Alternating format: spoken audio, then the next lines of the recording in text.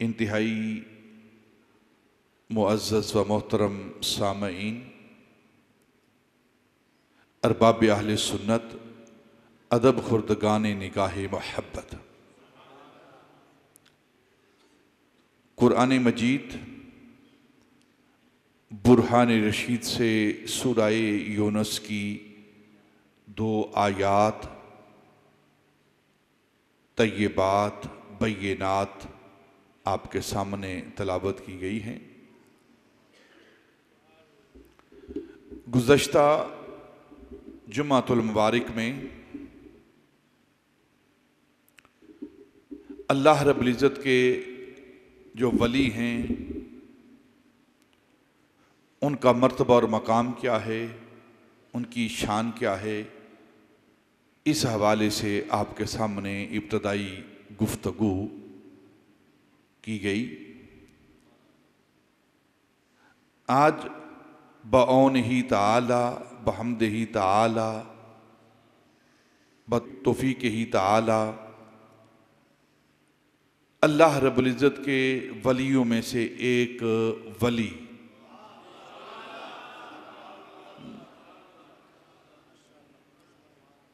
इमामुल औलिया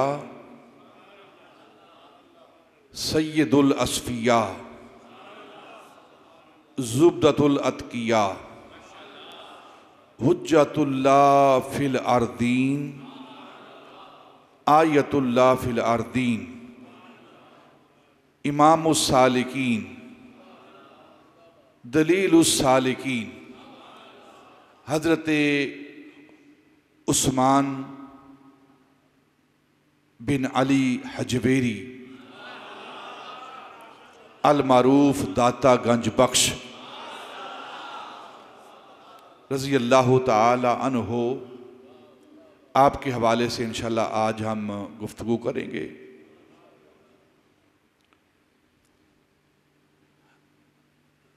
हज़रत दाता अली हजवेरी रज़ी अल्लाह ताला अन्हो की गुफ्तगू से कबल आज की गुफ्तगू जिसका हम आगाज़ कर रहे हैं, आपकी ज़िंदगी को 2 हिस्सों में हम तकसीम कर रहे हैं। 2 हिस्सों में तकसीम कर रहे हैं। एक पैदाइश से लेकर आपकी 30 साला जो इब्तदाई ज़िंदगी है, एक ज़िंदगी का वो हिस्सा है जो आपने अपने इलाके गजनी में गुजारा, हजवेर में गुजारा, जुलाब में गुजारा, और फिर पूरी दुनिया के अंदर आपने उसातिज़ा से, मशाइख से जो इल्म सीखा, जो अपने मशाइख की बारगाह में रहकर अपनी रूहानी मुकामात को तय किया, एक आपकी ज़िंदगी का हिस्सा ये है। और दूसरा ज़िंदगी का हिस्सा जो आप अपने इलाके से हिजरत फरमाकर अपने पीर व मुर्शद के हुक्म के साथ आप लाहौर के अंदर तशरीफ़ लाए, यानी कि लाहौर आमद से कबल जो आपकी ज़िंदगी है, इस पर इंशाअल्लाह आज आम गुफ्तगू करेंगे। हज़रत दाता अली हजवेरी रज़ी अल्लाह ताला अन्हो आप 400 हिजरी या 401 हिजरी के अंदर आपकी वलादत हुई है, यानी कि नबी पाक सल्लल्लाहु अलैहि वसल्लम का मक्कातुल मुकर्रमा से मदीनातुल मुनव्वरा की तरफ हिजरत फरमाना, फिर आपकी हिजरत के 400 साल बाद 4वीं सदी हिजरी का इख्तिताम हो रहा है और 5वीं सदी हिजरी का आगाज़ हो रहा है। इस 400 या 401 सदी हिजरी में हज़रत दाता अली हजवेरी रहमतुल्लाहि ताला अलैह आपकी वलादत बासआदत है, और आपका वसाल 464 या 465 हिजरी में ये आपका वसाल हुआ, यानी कि आपकी उम्र मुबारक 64 साल या 65 साल आपकी ज़ाहिरी हयात मुबारका है। जिस्मानी हयात मुबारका ज़ाहिरी ज़मीन के ऊपर, और हमारे नज़दीक अल्लाह के वली ज़मीन के ऊपर रहें तब भी ज़िंदा हैं, ज़मीन के अंदर जाएं तब भी ज़िंदा हैं, तब भी ज़िंदा हैं। जो ज़मीन के ऊपर वाली ज़िंदगी है वो आपकी 64 या 65 साल हयात तय्यबा है हज़रत दाता अली अजमेरी की। और 431 हिजरी में आप लाहौर तशरीफ़ लाए हैं, यानी आधा वक्त ज़िंदगी का आधा हिस्सा 30 साल आपने अपने इलाके में गुजारे हैं, और बकिया 30, 34 साल, 35 साल वो आपने लाहौर के अंदर हमारे पास गुजारे हैं। तो जो इब्तदाई ज़िंदगी इस पर हम आज गुफ्तगू करेंगे कि दाता अली अजमेरी रज़ी अल्लाह ताला अन्हो आपने अपना इब्तदाई मकाम, अपनी इब्तदाई मंजिलें कैसे तय की हैं। वैसे ही अल्लाह रब्बुल इज़्ज़त किसी को मामूर नहीं फरमाता, पहले तैयारी की जाती है, उसके बाद फिर मामूर किया जाता है। मामूर मिनल्लाह, हज़रत ख्वाजा अजमेरी भी मामूर मिनल्लाह हैं, और हज़रत दाता अली अजमेरी भी इस इलाके में मामूर मिनल्लाह हैं, और हज़रत इमाम रब्बानी भी मामूर मिनल्लाह हैं। अल्लाह की तरफ से इनकी ड्यूटी लगी है इस इलाके के अंदर, क्योंकि नबी पाक सल्लल्लाहु अलैहि वसल्लम की ज़ात पर नबुव्वत का बाब बंद कर दिया गया। आप पर अल्लाह रब्बुल इज़्ज़त ने नबुव्वत, आपकी नबुव्वत पर मोहर लगा दी गई, आखिरी नबी हैं, आपके बाद कोई नबी नहीं आएगा। तो अब मखलूक की हदायत के लिए अल्लाह रब्बुल इज़्ज़त ने जो एहतमाम किया है वो नबी पाक के सहाबा हैं रिज़वानुल्लाह ताला अलैहिम अजमाइन, और इस उम्मत के औलिया हैं जो मखलूक की हदायत के लिए अल्लाह की तरफ से मामूर हुए हैं, मबऊस हुए हैं। इनके लिए मामूर का लफ्ज़ भी और मबूस का लफ्ज़ भी अहादीस के अंदर इस्तेमाल हुआ है। जैसे मुजद्दिदीन के लिए इन अल्लाह यब आसो लिहाज़िहिल उम्मत अला रास कुल्ले मिअत सनातिन, मबूस का लफ्ज़ भी इस्तेमाल हुआ है और मामूर का लफ्ज़ भी इस्तेमाल हुआ है। ये दोनों लफ्ज़ औलिया अल्लाह के लिए इस्तेमाल करना जायज़ है, क्योंकि हदीस पाक में ये लफ्ज़ मौजूद हैं। नबी पाक सल्लल्लाहु अलैहि वसल्लम की ज़ात पर बाबे नबुव्वत को बंद कर दिया गया, नबुव्वत का दरवाज़ा आप पर बंद हो गया है। आपके बाद कोई नबी नहीं आएगा।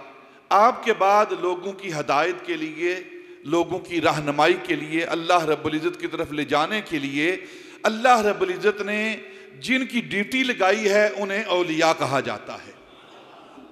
उन औलिया में से एक हस्ती, एक ज़ात जिसको हज़रत दाता अली अजमेरी रज़ी अल्लाह ताला अन्हो कहते हैं। हज़रत दाता अली अजमेरी रज़ी अल्लाह ताला अन्हो आप 9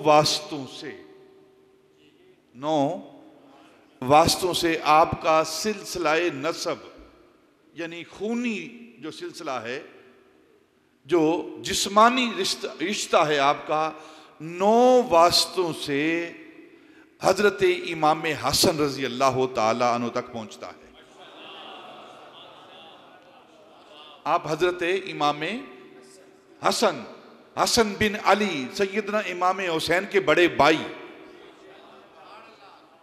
जो अहले बैत के दूसरे इमाम हैं, आप उनकी औलाद से हैं। यह सिलसिलाए नस्ब है आपका हज़रत दाता अली अजमेरी रज़ी अल्लाह ताला अन्हु का।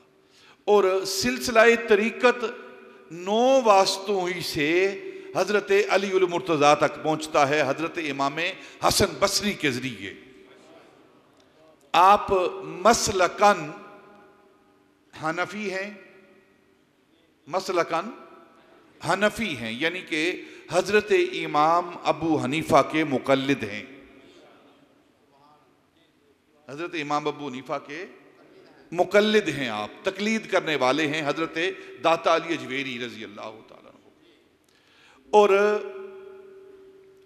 मशरबन आप जुनैदी हैं। तरीका तन जिसे कहते हैं ना, जो आपका तरीका है तसव्वुफ है, वो क्या है? आप जुनैदी हैं। आप हजरत दाता अली अजमेरी रजी अल्लाह तआला अन्हु, यार इसको ठीक करो स्पीकर को। हजरत दाता अली अजमेरी रजी अल्लाह तआला अन्हु आप मुरीद हैं हजरत अबुल फजल बिन हसन खुतली के। और हजरत हसन खुतली ये मुरीद हैं हजरत हसरी के, इमाम हसरी के। और हजरत इमाम हसरी ये मुरीद हैं हजरत अबू बकर शिबली के। और हजरत अबू बकर शिबली मुरीद हैं हजरत जुनैद बगदादी के। हजरत जुनैद बगदादी के वो मुरीद हैं, हजरत अबू बकर शिबली। ये अबू बकर शिबली कौन हैं? ये अल्लाह रब्बुल इज्जत के प्यारे वलियों में से एक वली हैं। और जो लाडले होते हैं ना, महबूब वली, उनमें इनका शुमार होता है।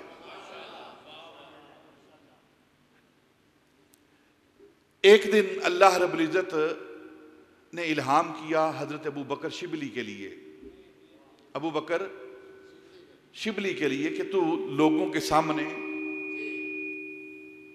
दुरूद पाक पढ़ो यार सारे साथी, इसको ठीक करो जाके स्पीकर को अंदर।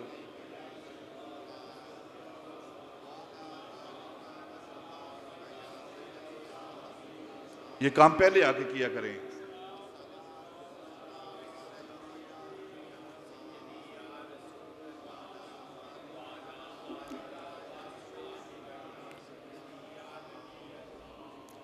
अल्लाह रब्बुल इज्जत ने इल्हाम किया, नबियों के लिए वाही होती है और वलियों के लिए इल्हाम होता है, इल्का होता है। नबियों के लिए जो अल्लाह रब्बुल इज्जत पैगाम देता है वो क्या है? उसे क्या कहते हैं? वाही कहते हैं उसे। नबियों के लिए जो पैगाम आता है उसका नाम वाही है। जो औलिया के लिए अल्लाह का पैगाम आता है उसका नाम इल्हाम है या इल्का है। ये शरीयत की तसव्वुफ की इस्तिलाहात हैं। तो अल्लाह रब्बुल इज्जत ने इल्हाम किया कि अबू बकर तो लोगों के सामने बड़ा पारसा बना फिरता है, लोग तेरी बड़ी इज्जत करते हैं। अगर मैं तेरी अंदर की बातें लोगों को बता दूं ना तो लोग तुझे मानना छोड़ दें। अगर तेरे अंदर की बातें लोगों को पता चल जाए ना, तेरे मन के अंदर क्या है, तू क्या करता है, तो लोग तुझे मानना छोड़ दें, तेरे पीछे आना छोड़ दें। तो ये भी अब अल्लाह के प्यारे थे ना। तो अर्ज की या अल्लाह, तो अगर तू मेरी बात करता है ना, फिर मैं तेरी भी बात करूंगा, मैं भी तेरी बात करूंगा। अल्लाह ने फरमाया कि तू मेरी क्या बात करेगा? अर्ज की या अल्लाह, तू मेरे लोगों को ऐब बताएगा, मेरे नक्स बताएगा कि मेरे नक्स है इसलिए लोग मुझे छोड़ देंगे, और मैं लोगों को तेरे ऐब तो बता नहीं सकता क्योंकि तू ऐबों से पाक है, तू नक्स से पाक है। मैं लोगों को तेरी रहमत बताऊंगा। तेरी रहमत कितनी है, जब वो तेरी रहमत को देखेंगे तुझे सजदा करना छोड़ देंगे। अल्लाह ने फरमाया अबू बकर शिबली, ना मैं तेरी बात करता हूं ना तू मेरी बात कर। ये वो हजरत अबू बकर शिबली हैं रहमतुल्लाह ताला अलैह, जो दाता अली अजमेरी के पीरों के पीर हैं।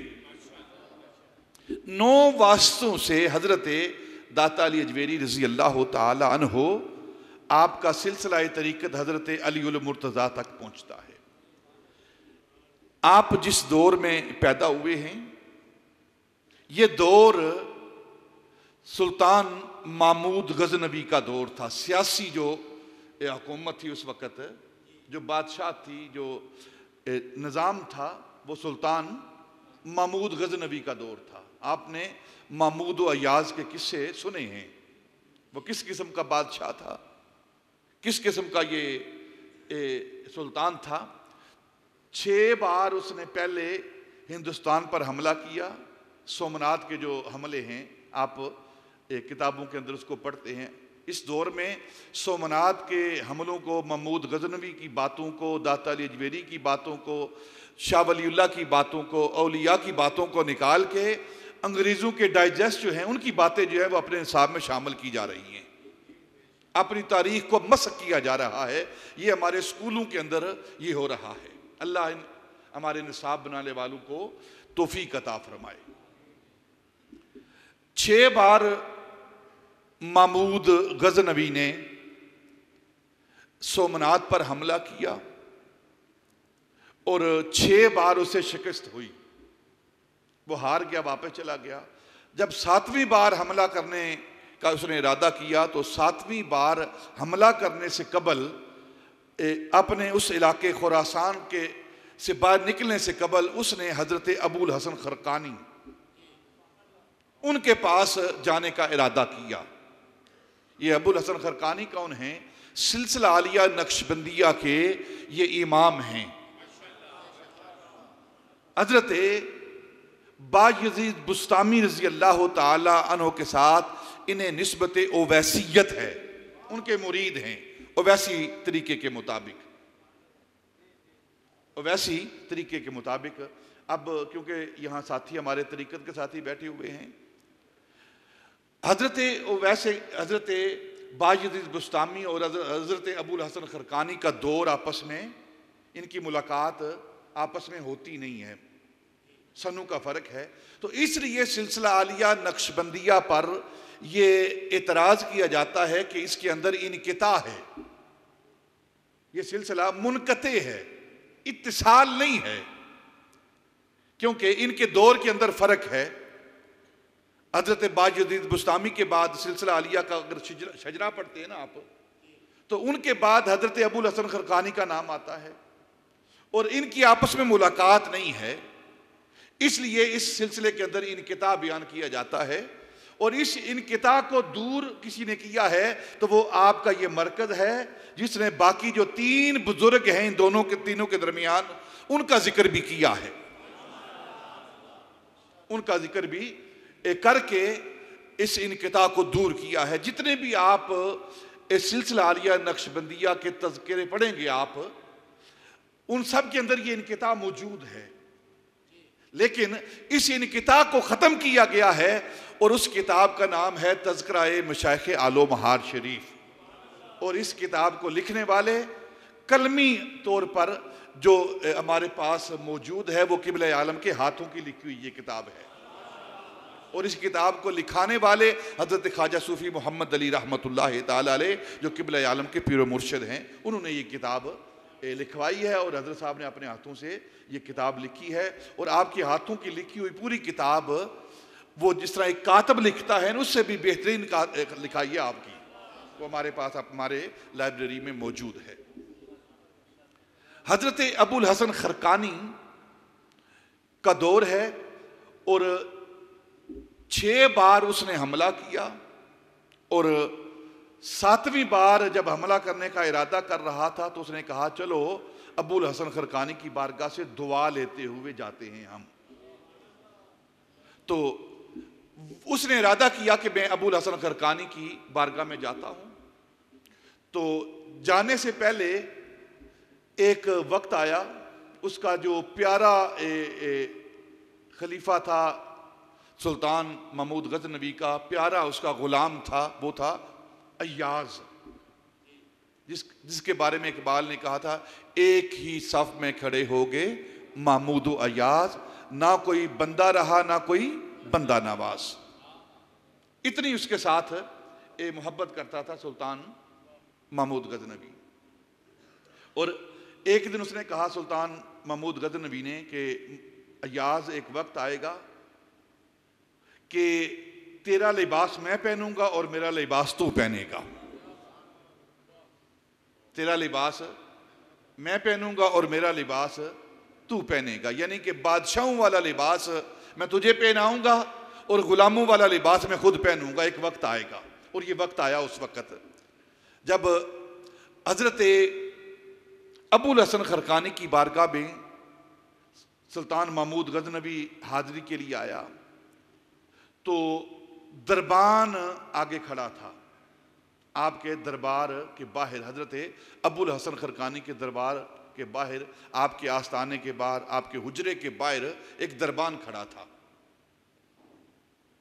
सुल्तान ने अंदर जाने की इजाजत तलब की तो दरबान ने मना कर दिया कि मैं अपने शेख, अपने मुर्शिद की इजाजत के बगैर किसी को अंदर नहीं जाने दूंगा, क्योंकि मुझे शेख ने मना किया है कि कोई बंदा अंदर ना आए। तो उसने कहा फिर ऐसा कर, तू अंदर जा रहा है इजाजत लेने के लिए। तो उसने फौरन एक रुक्का लिखा, एक पैगाम लिखा कि ये पैगाम लेकर अंदर जा तू, दरबान से कहा। और सुल्तान महमूद गजनवी ने पैगाम के लिखा, उस रुक्का क्या लिखा, उसने लिखा कि दर दरे दरवेश दरबान न बायद,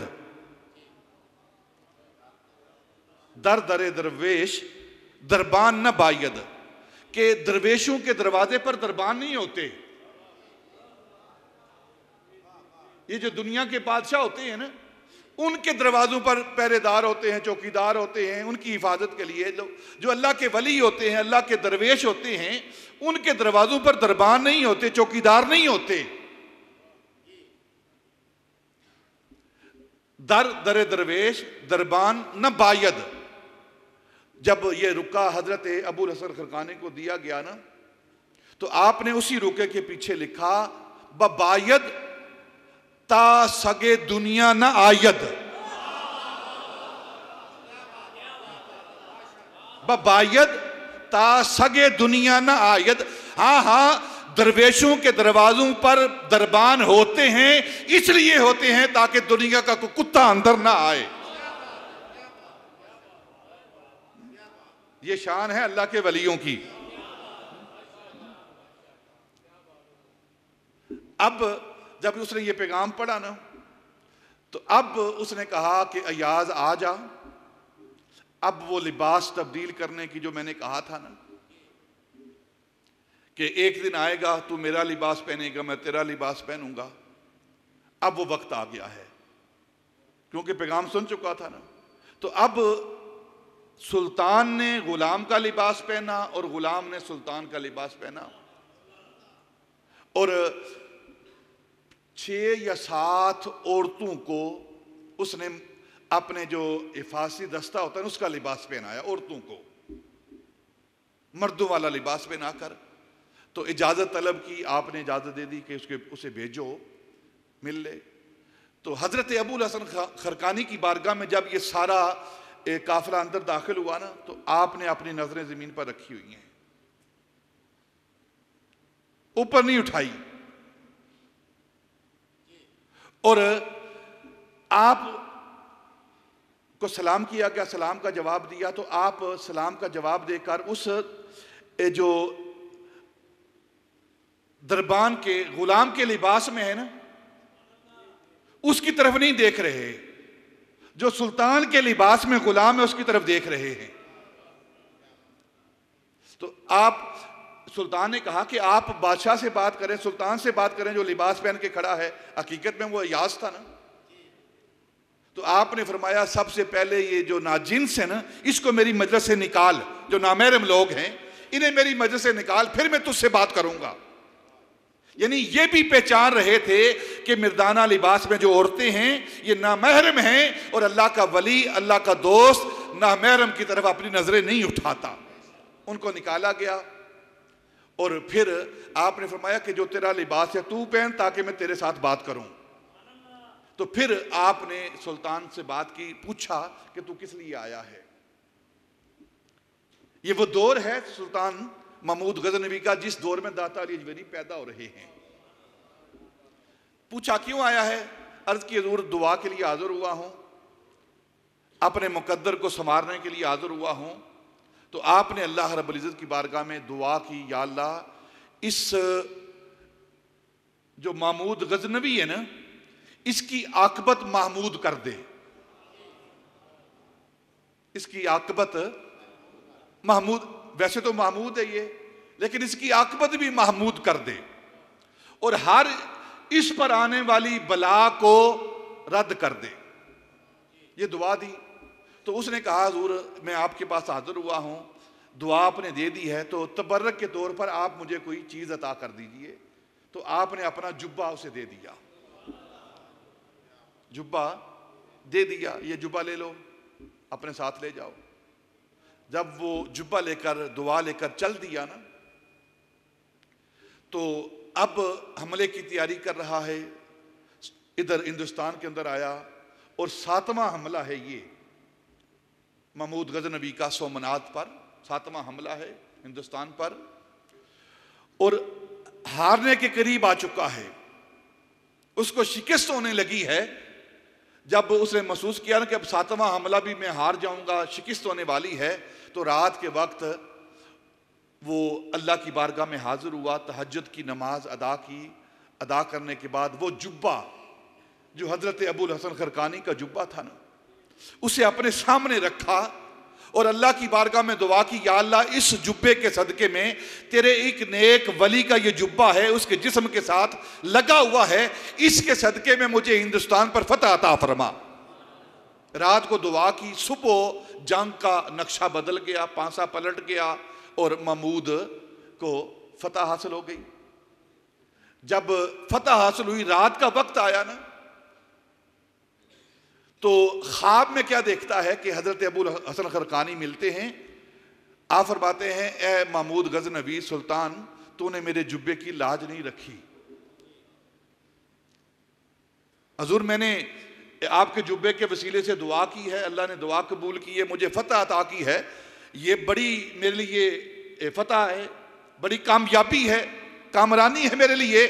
आप फरमाया, तू मेरे जुब्बे की कीमत को नहीं जानता, तू अगर अल्लाह की बारगाह में मेरे जुब्बे के वसीले से दुआ करता कि सारे हिंदुस्तान तो क्या पूरी दुनिया के काफिरों को मुसलमान कर दे, तो अल्लाह सारे सबको मुसलमान कर देता।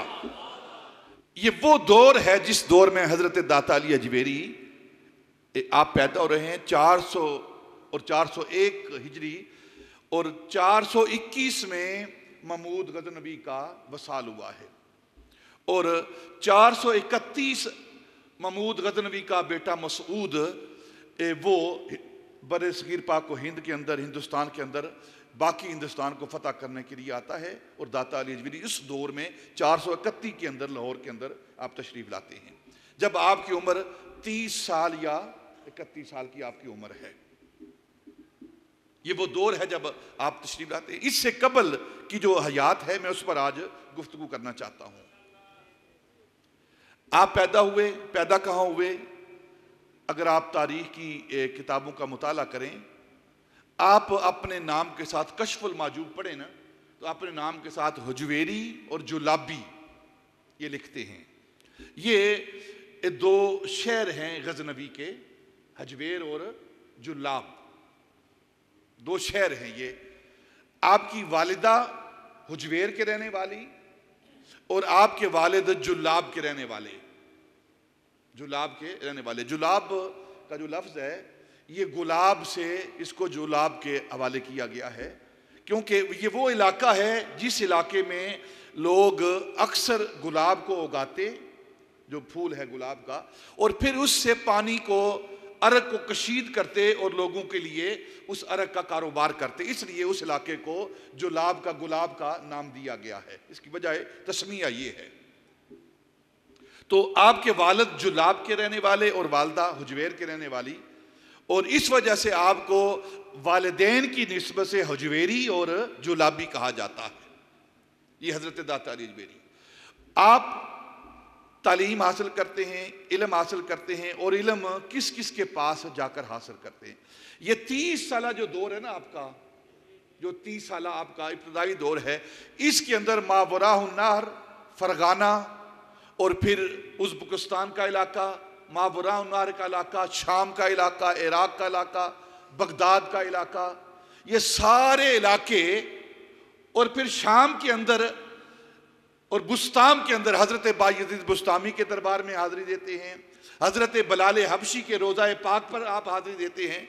सारे बुजुर्गों के, हजरत अबुल हसन खरकानी के पास, हजरत अबुल कासम गुरगानी के पास भी आपकी हाजिरी होती है। और हकीम तिरमजी जो साहिब नवादिरुल उसूल हैं, ये आपके उस्तादों में इनका शुमार होता है। हजरत दाता अली अजमेरी के उस्तादों में सारी कुरान और सुन्नत की किताबें, फ़िक़्ह की किताबें, उलूम की किताबें, उसूल की किताबें पढ़ने के बाद, ये सिर्फ किसी एक शेख का, किसी एक पीर का नाम नहीं जिसे दाता अली अजमेरी कहते हैं कि इल्म कोई नहीं, इल्म नहीं पढ़ा और सीधा पीर बन गए हैं। ये पीरी मुरीदी का तसव्वुर जहालत वाला, ये इस्लाम के अंदर नहीं है। मैं एक बात अक्सर कहता हूं, आज फिर कह देता हूं, कोई जाहिल अल्लाह का वली नहीं हो सकता, कोई जाहिल अल्लाह का वली नहीं हो सकता। और अगर किसी को अल्लाह अपना दोस्त बनाता है, वली बनाता है, तो उसे जाहिल रहने नहीं देता, उसे जाहिल रहने नहीं देता। आपने सारे उलूम पढ़े हैं, हत्ता के जब लाहौर के अंदर तशरीफ लाए तो लाहौर के अंदर आप जो दर्स दिया करते थे उसमें एक दर्स आप फ़िक़्ह दिया करते थे, फ़िक़्ह की किताबों का भी दर्स दिया करते थे। अगर आप कश्फुल माजूब पढ़ेंगे और फिर कश्फुल माजूब का पहला बाब जो आपने किताब कश्फुल माजूब लिखी है ना, उसका पहला बाब ही बाबुल इल्म रखा है, इल्म की फजीलत के हवाले से। आपने मुख्तलिफ मशाइख के पास बैठकर, उसातिज़ा के पास बैठकर आपने दीन का इल्म सीखा है और उस पर कमाल हासिल किया है। शुरू से, इब्तदा से इंतहाई ज़हीन फ़तीन आपकी शख्सियत थी, इंतहाई तैयब पाक ज़हन के मालिक थे, इंतहाई तैयब पाक कल्ब के मालिक थे और इंतहाई खूबसूरत सूरत रखने वाले थे आप, दाता अली अजमेरी रज़ी अल्लाह तआला।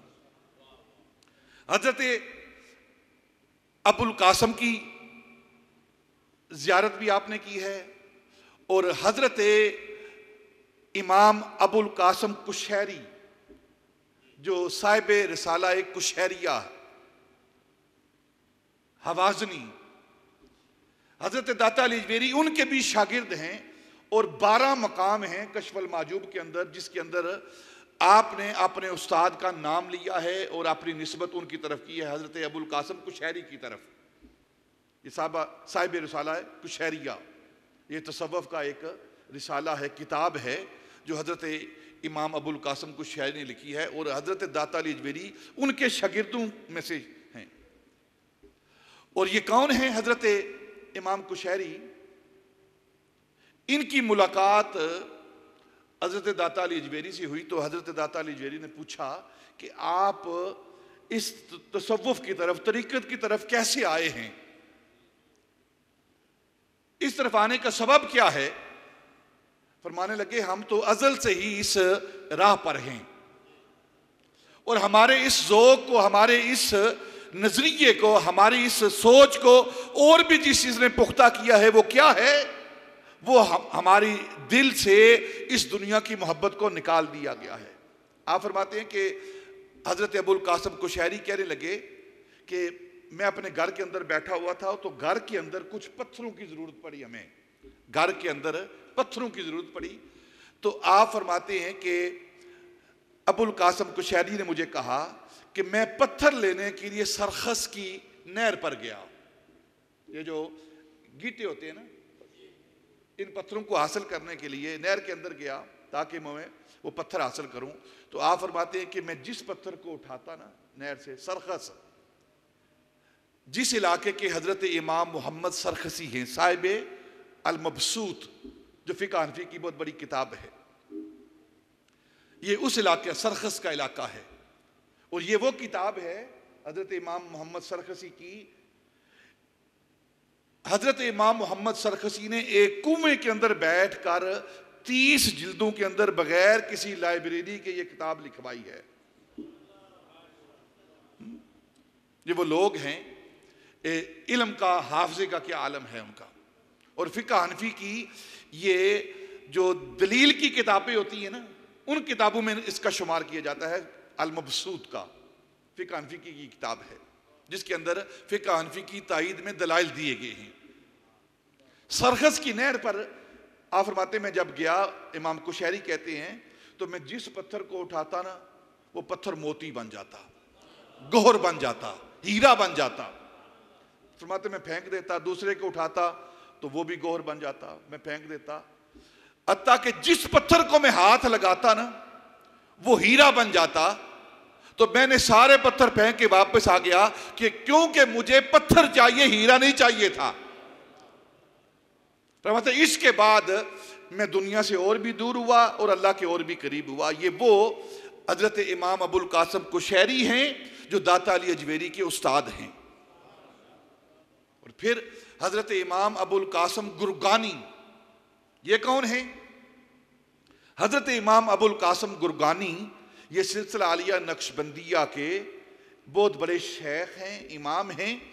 और हजरत इमाम अबुल कासम गुरगानी ये मुरीद हैं अबुल हसन खरकानी के, और शेख हैं हजरत ख्वाजा बू अली फारमदी के। और हजरत बू अली फारमदी कौन हैं? ये शेख हैं, पीर हैं हजरत इमाम गजाली के। हजरत इमाम गजाली के ये पीर हैं। वो हजरत ख्वाजा अबुल कासम गुरगानी रजी अल्लाह ताला अन्हु आप भी हजरत दाता अली अजमेरी के मशाइख में शामिल हैं, उनसे भी तरबियत ले रहे, और ये भी सिलसिला आलिया नक्शबंदिया के इमाम हुए हैं। अगर मैं ये बात कहूं कि दाता अली अजमेरी की ज़ात वो ज़ात है, एक तरफ वो जुनैद बगदादी से तालीम ले रहे हैं और दूसरी तरफ वो सिलसिला आलिया नक्शबंदिया के मशाइख के परवरदा हैं। और ये कोई ऐसी बात नहीं है, कोई सुबकी वाली बात नहीं है। इन औलिया अल्लाह का तरीका रहा है कि अपने बुजुर्गों से ये फैज़ लेते रहे हैं। ख्वाजा अजमेरी के बारे में पढ़ लें, यहाँ दाता अली अजमेरी की दरबार पर आने से पहले कम अज कम 500 मशाइख की बारगाह से होते हुए आए हैं, उनकी बारगाह में हाजिरी देते हुए आए हैं। हजरत ख्वाजा अजमेरी की बात कर रहा हूं। हजरत इमाम रब्बानी रजी अल्लाह ताला अन्हु आप अपनी सारी जिंदगी कभी दाता अली अजमेरी की कब्र पर आते हैं, कभी ख्वाजा अजमेरी की कब्र पर जाते हैं, कभी बू अली कलंदर की कब्र पर जाते हैं। इन बुजुर्गों के अंदर, इन औलिया के अंदर, इनके दिलों के अंदर कोई हसद अनात नहीं है। आज कुछ लोग दाता अली अजमेरी के हवाले से ख्वाजा अजमेरी के आने की नफी करते हैं कि वो ख्वाजा अजमेरी वहां नहीं आए, वो वैसे ही हुजरा उनकी तरफ मंसूब कर दिया गया है, और अगर आए हैं तो उनको दाता बनाने के लिए आए हैं। ये अंदर की खबासत जो बयान की जाती है, अगर कोई बुजुर्ग किसी बुजुर्ग के पास आता है तो उसकी शान कम नहीं होती, बढ़ती है। चलो अगर कोई बड़ा भी किसी छोटे के पास आता है तो वो तवाज़ो होती है, वो उसकी आजी इनकिसारी होती है। अल्लाह रब्बुल इज़्ज़त उसके बदले में उसको और भी इज्जतें देता है। अगर बड़े का छोटे की तरफ आना ये शान के अंदर कमी है तो कभी भी नबी पाक सल्लल्लाहु अलैहि वसल्लम हजरत फारूक आजम को, हजरत मौला अली को, हजरत बिलाल हबशी को वैसे करनी के पास ना बैठते, कभी ना भेजते। और कभी भी नबी पाक सल्लल्लाहु अलैहि वसल्लम सैयदना उमर फारूक को दुआ के लिए ना कहते कि उमर तू काबे के जियारत के लिए जा रहा है, हज के लिए जा रहा है, मुझ मोहम्मद को जाकर वहां भूल ना जाना, मेरे लिए तुम दुआ करना जाकर। इनके सीने पाक तैयब ताहिर होते हैं, बड़े छोटों पर शफकत करते हैं और छोटे बड़ों का अदब एहतराम करते हैं। तो हजरत अबुल कासम गुरगानी आपकी बारगाह में आए और फिर आपकी मजलिस में बैठे, फैज़ हासिल किया, सवालात किए, पूछे। तो एक सवाल जो दाता अली अजमेरी ने हजरत अबुल कासम गुरगानी से किया कि फ़कीर जो सालिक है, इस राह पर चलने वाला है, वो अपने फ़क्र को मुकम्मल करने के लिए उसे क्या करना चाहिए ताकि उसका फ़क्र, उसकी जो सिलसिला तरीक़त है, जो उसके मकामात हैं, उसको मुकम्मल करने के लिए उसे क्या करना चाहिए और उसके लिए क्या चीज़ ज़रूरी है। तो हज़रत अबुल कासम गुरगानी ने फरमाया कि 3 चीज़ें उसे आनी चाहिए। जो इस राह पर कदम रखता है ना, सलूक की राह पर, जो तरीक़त की राह पर कदम रखता है, उसे 3 चीज़ें उसको आनी चाहिए। पहली चीज़ क्या है?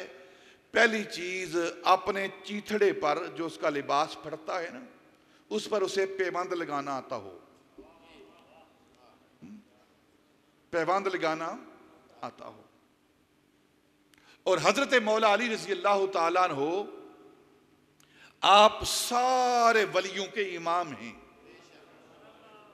जो उनका जुब्बा मुबारक था उस पर 17 पैबंद लगे हुए थे, और ये वो जुब्बा था जिस पर 17 पैबंद लगे हुए थे। आप अपने जिस्म से जुदा नहीं करते थे। हजरत मौला अली रजी अल्लाह तआला अपने जिस्म से जुदा नहीं करते थे। तो लोगों ने कहा आप नया जुब्बा ले लें, हम लेकर देते हैं। फरमाया तुम्हें पता नहीं ये जुब्बा मुझे किसने दिया है? ये जुब्बा मेरे भाई उमर ने मुझे दिया है।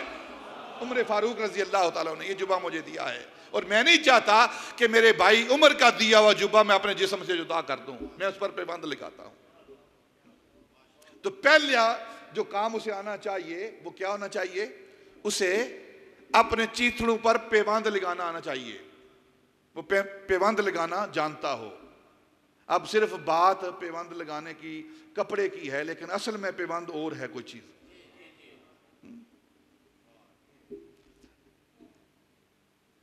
और दूसरा जो काम उसे आना चाहिए वो क्या है? उसे कलाम सुनना आता हो, बात सुननी आती हो, बात सुननी आती हो।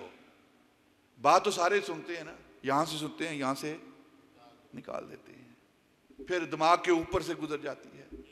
फिर अल्लाह का वली कोई बात करता है तो बात सुनते हैं, सुनी अनसुनी कर देते हैं। तो आप फरमाते हैं अबुल कासिम गुरगानी कि जो इस राह पर चलने वाला है उसे बात सुनना आती हो, यानी कि जो बात, जो इल्म, जो अमल, जो उसका शेख, उसका उस्ताद उसे बताता है, उस पर उसे अमल करना आता हो। सुनने का मतलब ये है कि उसको पल्ले बांध ले कि मेरे शेख ने ये मुझे हुक्म दिया है, ये अमल दिया है, तो फिर पल्ले बांध ले।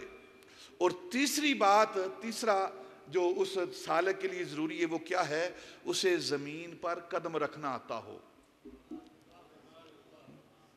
जमीन पर कदम रखना आता हो।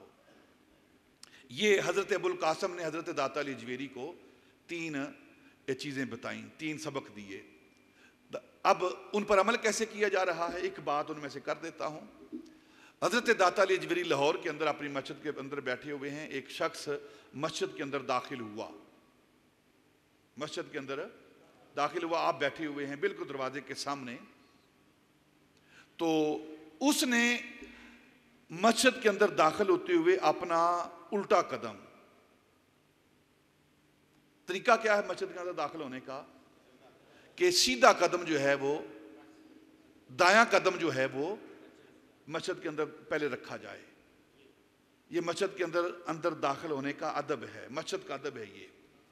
और निकलने का तरीका क्या है? कि अपना बायां कदम वो पहले बाहर करके, ये मस्जिद के अंदर दाखिल होने और बाहर निकलने का अदब है, तरीका है, कदम रखने का ये तरीका है। तो वो शख्स जब दाखिल हुआ, दाता अली अजवेरी बैठे हुए हैं, देख रहे हैं, और उसने अपना बायां कदम, उल्टा कदम, लेफ्ट साइड वाला कदम जो है वो दरवाजे के, मस्जिद के दरवाजे के अंदर रखा और दाखिल हुआ। आप देख रहे थे, आपके करीब आया और आकर अर्ज करने लगा, मैं आपकी तरीकत में दाखिल होना चाहता हूँ, इस राह में दाखिल होना चाहता हूँ। आपने फरमाया तू अभी इस राह में दाखिल होने के काबिल नहीं, तुझे तो जमीन पर कदम रखना नहीं आता, जा पहले एक कदम रखना सीख, कदम रखना सीख। ये वो तालीम है जो दाता अली अजवेरी, हजरत अबुल कासिम गुरगानी, सिलसिला आलिया नक्शबंदिया के इमाम उनसे हासिल कर रहे हैं। और फिर अबू हामिद अल मुजफ्फर, ये आपके उस्ताद हैं। ये कौन शख्स है? ये वो दौर जब अबुल हसन खरकानी का दौर था ना, उस दौर के अंदर ये खुरासान के एक सूबे के गवर्नर थे। अबू हामिद मुजफ्फर ये एक सूबे के गवर्नर थे, और उस गवर्नर के दौर के अंदर, यानी कि उस हुकूमत के दौर के अंदर, इन्होंने अपने तरीकत के सारे मकामात को तय कर लिया था हजरत अबुल हसन खरकानी से। यानी कि हुकूमत में होते हुए, तख्त पर बैठते हुए,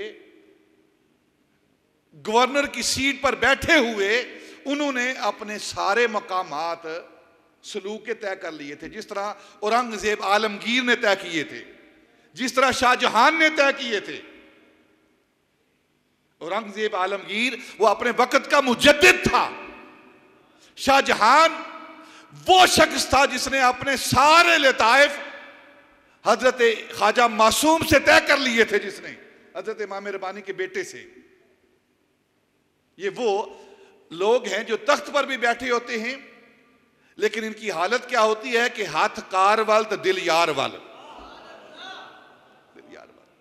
और अबू मुजफ्फर ये वो शख्स हैं जो खरासान के एक सूबे के गवर्नर भी थे, और उस गवर्नर के दौर के अंदर, उस हुकूमत के दौर के अंदर हुकूमत भी कर रहे, जारी हुकूमत भी कर रहे हैं और दिल की हुकूमत भी कर रहे हैं।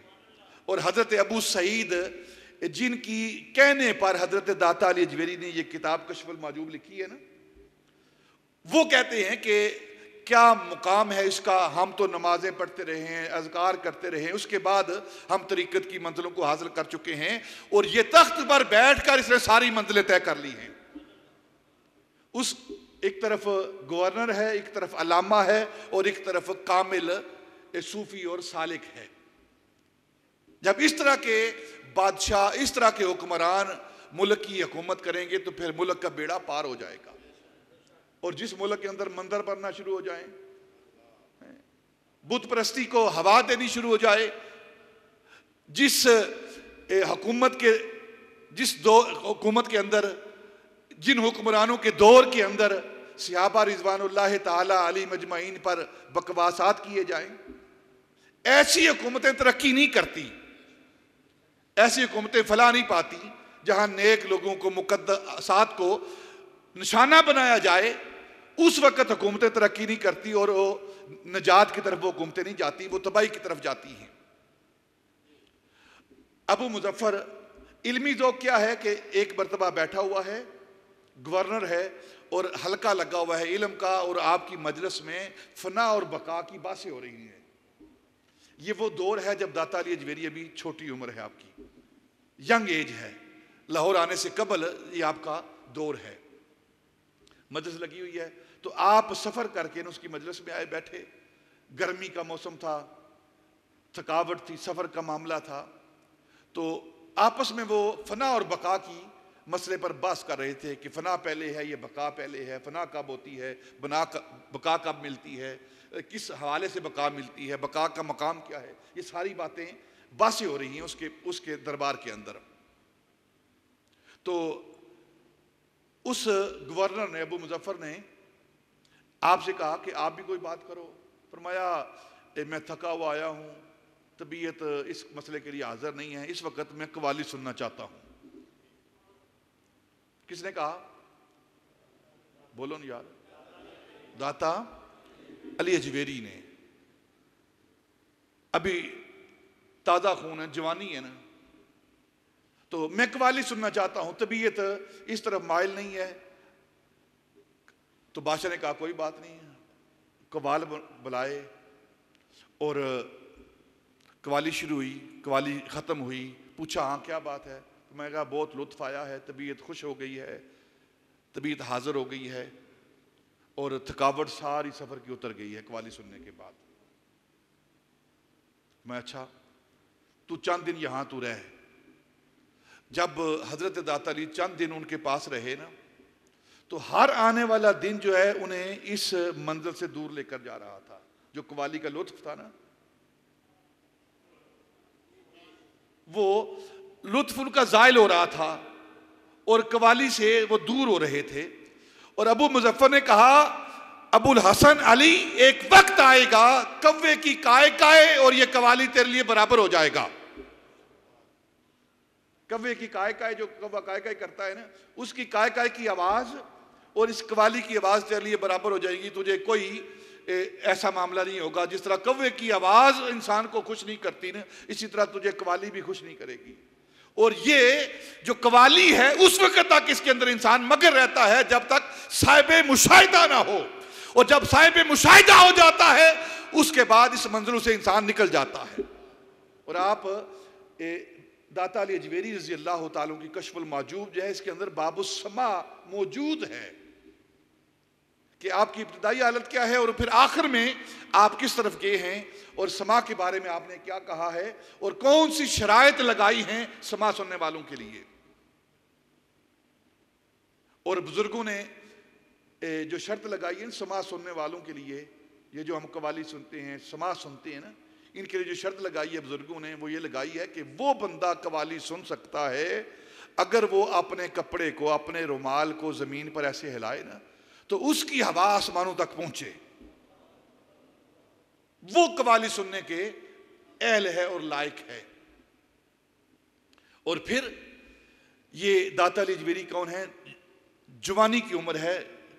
कहते हैं कि शुरू में इल्म के साथ इन्हेमाक और फिर मुजाहिदे के साथ पूरा इन्हेमाक, यानी कि ये नहीं कि सिर्फ इल्म ही पढ़ रहे हैं और अंदर बातन जो है उसको मुनव्वर नहीं कर रहे।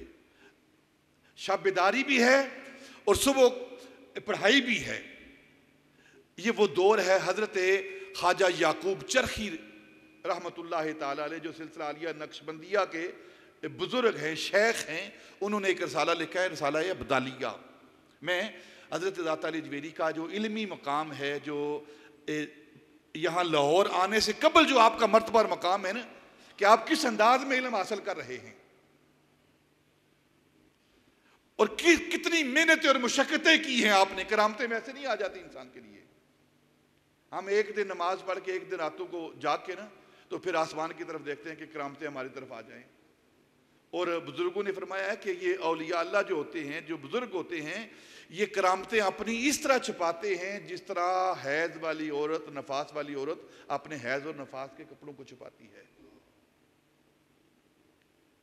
और आजकल तो इजहार किया, बयान किया जाता है ना, मेंबरों पर बैठकर करामतों को बयान किया, झूठी करामतें बयान की जाती हैं।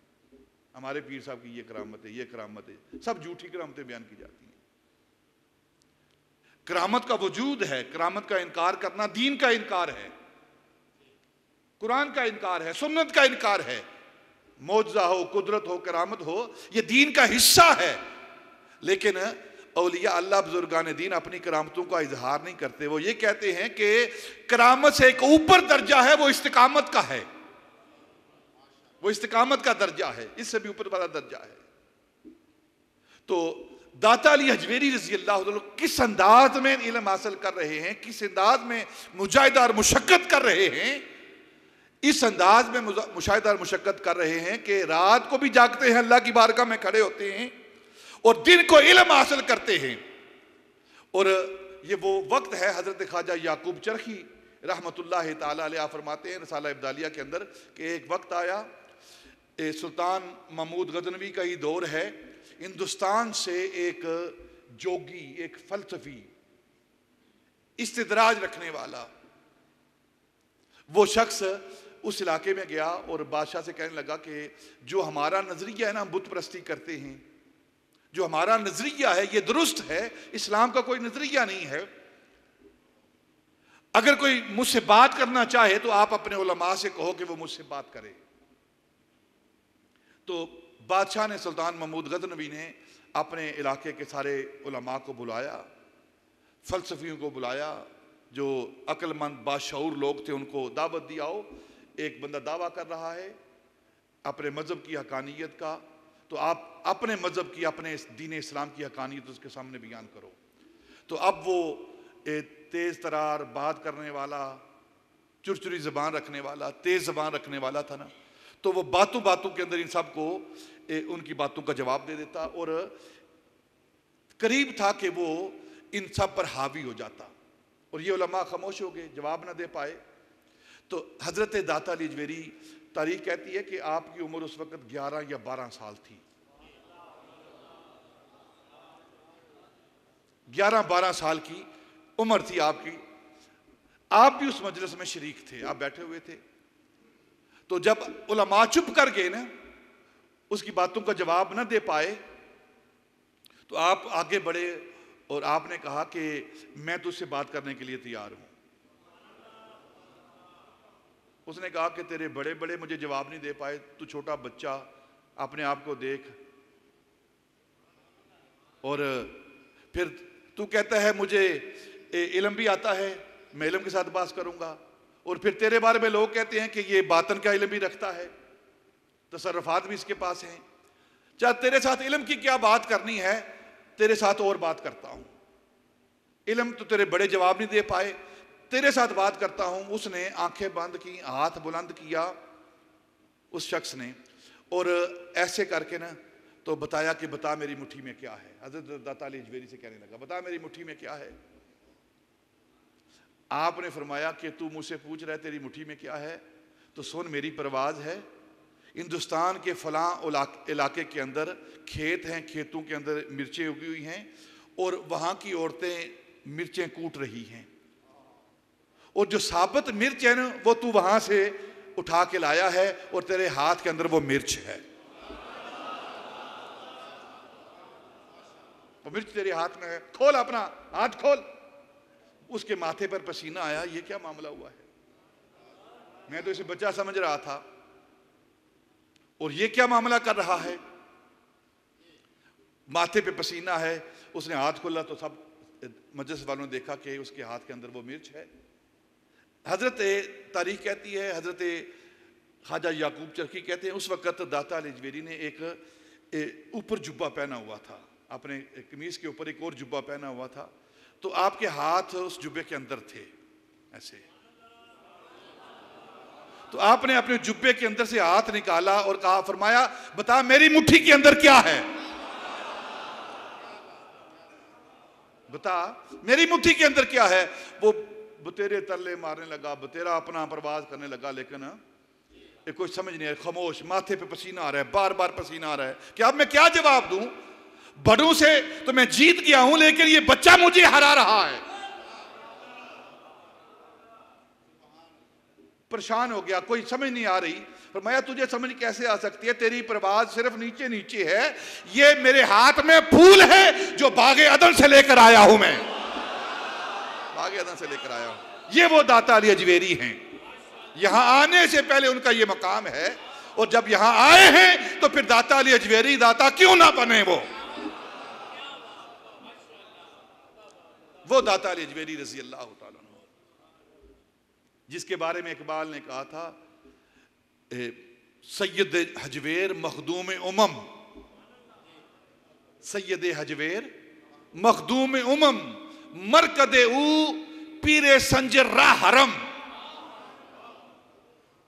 पीरे संजर रा हरम, जिसकी कब्र जो है वो हजरत पीरे संजर यानी हजरत ख्वाजा मोइनुद्दीन चिश्ती अजमेरी के लिए हरम का दर्जा रखती है। खित्ताए पंजाब आज दमे ऊ जिंदा गश्त, सुबह माँ आज मेरे ऊ ताबिंदा गश्त। वो हजरत दाता अली अजमेरी जिनके बारे में इकबाल ये कह रहा है कि पंजाब का खित्ता उनके कदमों की वजह से जिंदा हो गया है, और मेरे मुकद्दर की सुबह उनकी वजह से जिंदा हो गई है, बेदार हो गई है। पासबाने इज्जते उम्मुल किताब, अज नगाहश खानाए बातिल खराब। वो दाता अली अजमेरी जो उम्मुल किताब, सूरह फातिहा जो सारे कुरान की जान है, उसकी इज्जत व आबरू है, उसकी हिफाजत का पासबान है, वो उसकी इज्जत का पासबान है दाता अली अजमेरी। कुरान की इज्जत का पासबान अली अजमेरी है, और जिसकी एक निगाह से बातिल का खाना खराब हो जाता है, वो दाता अली अजमेरी है रजी अल्लाह तआला। इकबाल से बड़े बड़े मालदार लोगों ने, बड़े बड़े पैसे वालों ने, ज़मींदारों ने अपनी ज़मीनें पेश की, माल पेश किया, दौलत पेश की कि हमारे लिए एक शेर कह दे, एक शेर हमारे लिए कह दे। इकबाल तेरा नाम है, तो शायर मशरक है, नक्काद मगरब है, मुल्ला जामी का शागिर्द है, पीर रूमी का मुरीद है, एक शेर हमारी शान में कह दे, ज़मीनें तेरे नाम लगाते हैं, पैसे तुझे देते हैं। उन्होंने कहा ना ना, इकबाल मालदारों के लिए, दुनियादारों के लिए शेर नहीं कहता, इकबाल शेर कहता है अल्लाह के वलियों के लिए। हाजिर हुआ मैं शेख मुजद्दद की लाहत पर, वो खाक जेरे फलक मतलाए अनवार, वो हिंद में सरमाया मिल्लत का नेगेबां, अल्लाह ने बर वक्त किया जिसे खबरदार, ये वो इकबाल है जो मालदारों के माल लेकर शेर नहीं कहता, अल्लाह के वलियों के लिए शेर कहता है। वो कहता है इज्जत दुनियादारों के लिए नहीं, इज्जत अल्लाह के वलियों के लिए है, दीनदारों के लिए इज्जत है। यही वजह है इकबाल अल्लाह के वलियों के लिए शेर कह रहा है, दुनियादारों के लिए शेर नहीं कह रहा। ये वो इकबाल है जो हजरत दाता अली अजवेरी रजी अल्लाह ताला अन्हु के बारे में सैयद हजवेर मखदूम उम्म, ये दाता अली अजवेरी की जात वो जात है जो उम्मतों के मखदूम हैं। और उनकी कब्र मुबारक की शान क्या है? हजरत दाता अली अजवेरी, उनकी कब्र की शान क्या है कि पीर संजर के लिए, ख्वाजा मोइनुद्दीन चिश्ती अजमेरी के लिए हरम का दर्जा रखती है वो। और ये अल्लाह के वली इनका मर्तबा और मकाम क्या है? वली कौन होता है? जो अल्लाह के साथ मोहब्बत करने वाला होता है, अल्लाह के साथ मोहब्बत करने वाला होता है। वो अपनी सारी ख्वाहिशात ख़त्म करके, ज़िंदगी के सारे मामलात ख़त्म करके, नफ्स की ख्वाहिशात को खैर आबाद कहकर अल्लाह के साथ मोहब्बत करता है। मोहब्बत का अंदाज़ क्या है? इस पर एक रवायत बयान करता हूँ और बात ख़त्म करता हूँ। अल्लाह के वलियों का मर्तबा और मकाम क्या है?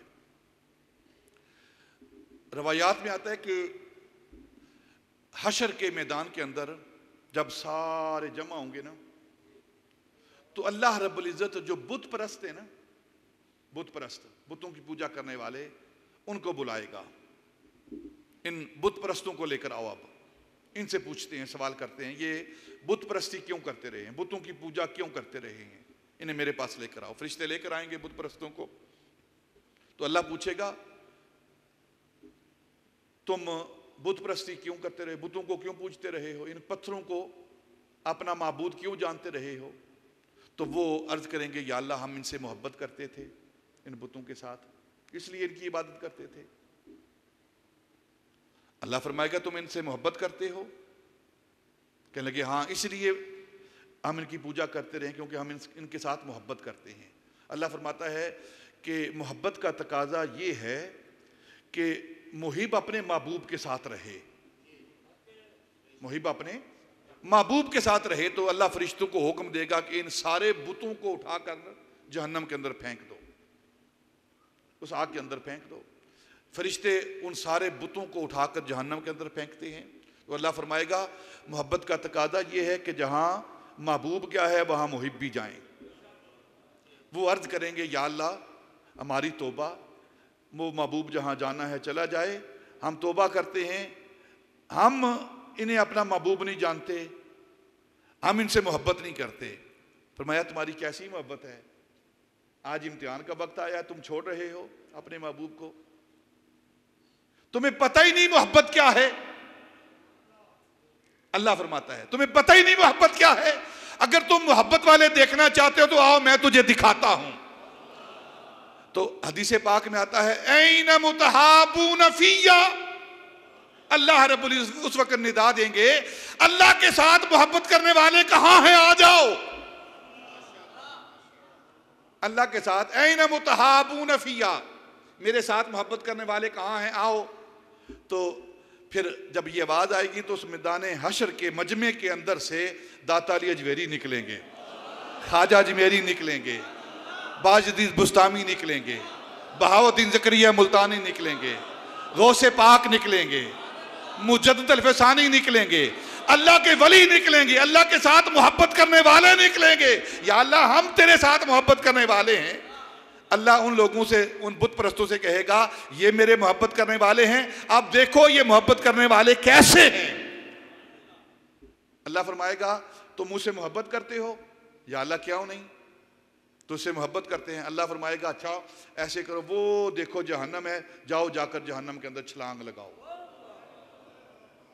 अपने उन मोहब्बत करने वालों से कहेगा जाओ जाकर जहन्नम के अंदर छलांग लगाओ। और रवायत के अंदर आता है कि अल्लाह का हुक्म सुनकर ना वो टहलते हुए, रक्स करते हुए, वज्द करते हुए कि हमारे रब ने, हमारे इलाह ने, हमारे महबूब ने हमें हुक्म दिया है, तो रक्स करते हुए, खुश होते हुए जहन्नम की तरफ जाएंगे।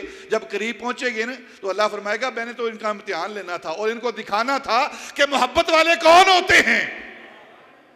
मैं तो इम्तिहान दे, फरिश्तों जाओ, जाकर इनके कदम चूमते हुए, अल्लाह फरिश्तों को हुक्म देगा, इनके कदमों को बोसे देते हुए इनको वापस लेकर आओ। मैं तो बस इनसे इम्तिहान लेना चाहता था और इनको दिखाना चाहता था कि मोहब्बत वाले कौन होते हैं। ये वो औलिया अल्लाह हैं, अल्लाह जिनसे मोहब्बत करता है और ये अल्लाह से मोहब्बत करते हैं, और उस मोहब्बत की वजह से ये सारी दुनिया को तर्क कर देते हैं और अपने रब को कबूल करते हैं। इसलिए अल्लाह रब्बुल इज्जत ने फरमाया, अला इन्ना औलिया अल्लाह ला खौफुन अलैहिम वला हुम यहज़नून। ये वो अल्लाह के वली हैं, अल्लाह के पसंदीदा हैं, अल्लाह के महबूब हैं, अल्लाह के मुहिब हैं, जो अल्लाह के वली। उन वलियों में एक वली का तज़किरा हम कर रहे हैं और वो हजरत दाता अली अजमेरी हैं रज़ी अल्लाह, वो ख्वाजा अजमेरी हैं, वो हजरत इमाम रब्बानी रज़ी अल्लाह तआला अन्हु हैं। जितने भी ये अल्लाह के वली हैं ये सारे के सारे अहले सुन्नत हैं, ये सारे के सारे अहले, किसी बदमज़हब फिरके में कोई वली नहीं हुआ। किसी बद, आप पढ़ लें, सारी तारीख को पढ़ लें, वलियों को पढ़ लें, सैयदना अबू बकर सिद्दीक से लेकर आज तक जिस वली को देखेंगे वो अहले सुन्नत से होगा, अहले सुन्नत से होगा, अहले सुन्नत से होगा। ये हिस्सा अहले सुन्नत का है, ये हिस्सा अहले सुन्नत का है। हम वलियों के हैं और वली हमारे हैं, क्योंकि जितने अल्लाह के प्यारे हैं वो सब हमारे हैं, हमारी आंखों के, हमारे दिलों के सहारे हैं। जो ना माने वो दोनों जहां में मारे हैं। आज हमने हजरत दाता अली अजमेरी की ज़िंदगी का पहला बाब जो है, 30 साल पहला बाब, उसको हमने पढ़ा है, उससे चंद बातें हमने हासिल की हैं। इंशाअल्लाह अगर अल्लाह ने तौफीक दी तो अगली जो बाब है उस पर भी हम गुफ्तगू करेंगे। वमा अलैना इल्लल बलाग।